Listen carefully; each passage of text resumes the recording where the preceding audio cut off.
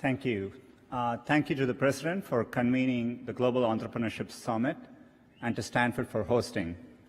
We at Google are proud to be supporting this summit, and we are passionate about entrepreneurship. This is such an important issue for our company, but also for our country and for a community of entrepreneurs around the world. At Google, entrepreneurship is in our DNA. Google was founded here at Stanford, and the company's first home was in a garage just a couple miles from here. Like many of you in the audience, our founders were two young people with a vision of a better future, a better way, and they decided to follow their dreams. We now live on our own campus down the road and in dozens of countries, but the spirit continues. In fact, our most popular products almost all began as big ideas that small entrepreneurial teams dreamed up and made happen. Gmail started with one person's passion to reinvent email. Today, it has over 1 billion monthly active users. Our browser Chrome, a small team's obsession to bring a faster, more secure web to everyone, now has over 1 billion monthly active users. Cardboard, our virtual reality viewer, two engineers in our Paris office had an idea of what's possible with a piece of cardboard and a phone. Now more than 5 million viewers are taking people to new worlds. Using Cardboard, teachers can take their classes on virtual field trips from the Great Barrier Reef to Machu Picchu. First Lady Michelle Obama made this part of her Reach Higher Education initiative. More than 1 million students from 11 countries have gone on virtual field trips. And today, we are making Cardboard available to LGBTQ centers around the world so people who cannot physically attend Pride parades and festivals this weekend can still have the Pride experience.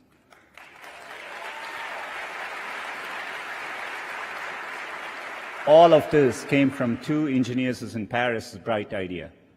We don't know what's next or where it'll come from, but we know that the barriers to entrepreneurship and to bringing ideas to global audiences are tumbling. People working anywhere in the world, born anywhere in the world, can create a product and make it available to anyone in the world. The most used messaging app in Southeast Asia was built by a young man born in Ukraine who moved to the US. And the three most popular viral games in the US in recent years came from entrepreneurs in Finland, Ireland, and Vietnam. You're the ones building the next Google, the next Spotify, the next Tesla, the next, well, we don't even know, but what I know is that someone in this room will build it. Maybe someone even from the cast of Silicon Valley.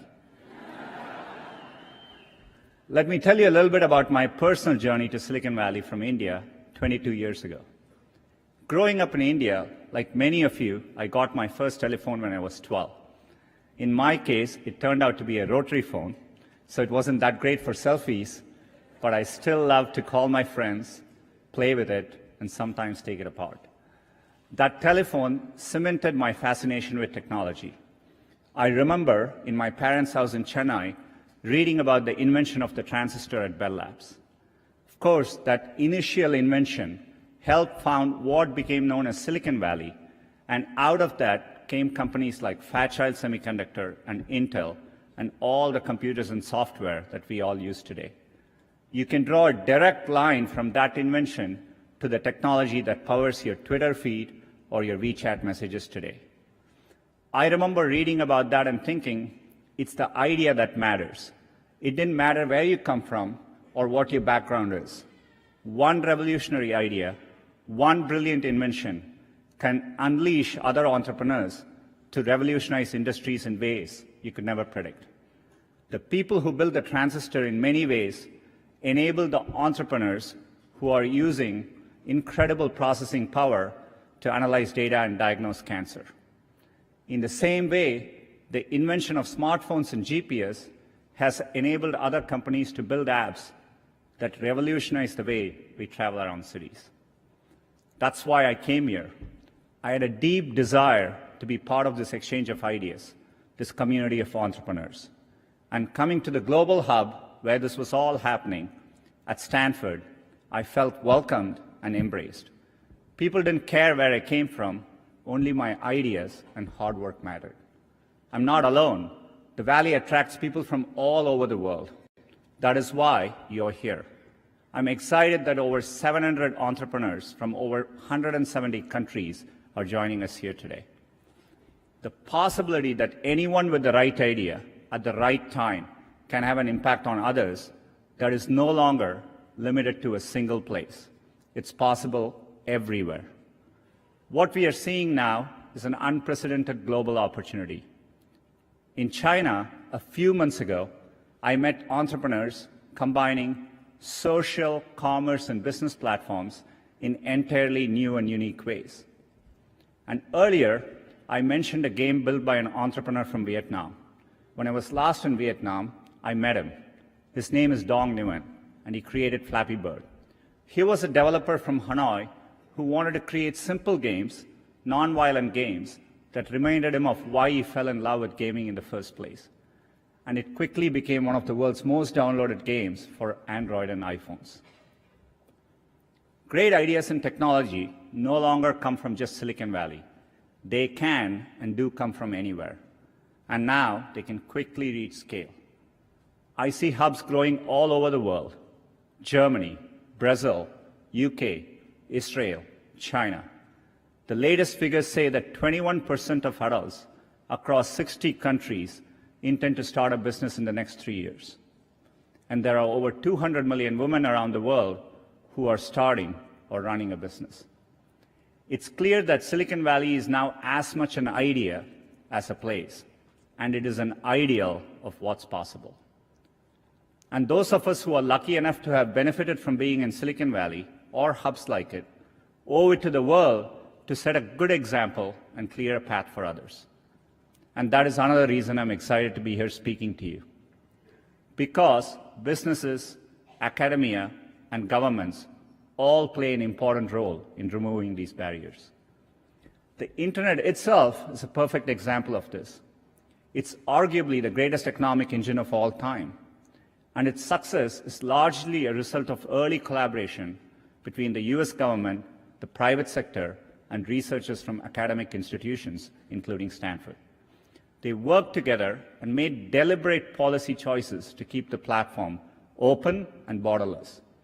The course of history shows that this open model can unleash innovation, opportunity, and benefits for people everywhere.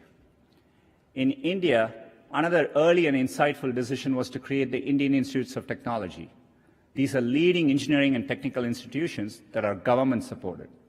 I still vividly remember as a teenager jumping onto a crowded train at Chennai and traveling for 24 hours to attend my school at IIT Kharagpur. And that opportunity changed the course of my life.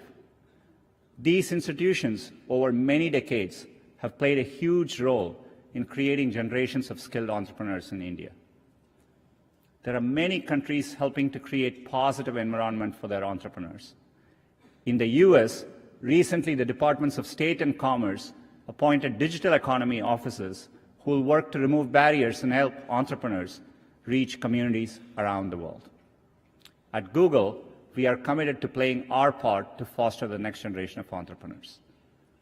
Our Google for Entrepreneurs team has established a number of campuses. These provide space for entrepreneurs to build and work together in major tech hubs to take their ideas and go global. We have opened campuses in London, Madrid, Sao Paulo, Seoul, Tel Aviv, and we look forward to reaching new cities in the future, and perhaps welcoming some of you to drop by. Google tools help businesses launch and grow every day.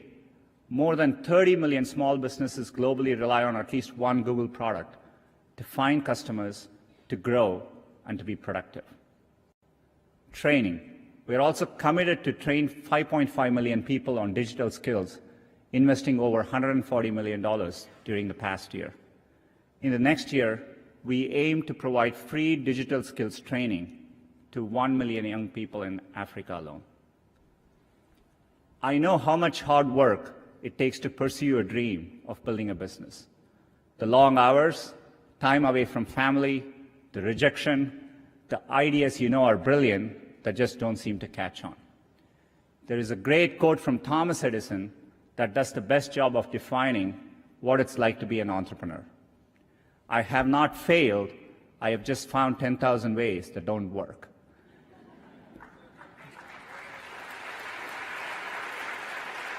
Everyone here is part of a tradition that stretches all the way back to Edison and up to companies like Google today. It's about more than building apps to make money.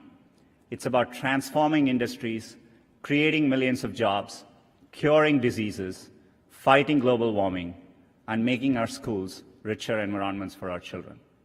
So I hope you enjoy your time here in Silicon Valley, and I hope you find the summit invigorating, and that when you get home, it encourages you to continue building. We are all looking to you, the world is counting on you, and we can't wait to see what you build next. Thank you.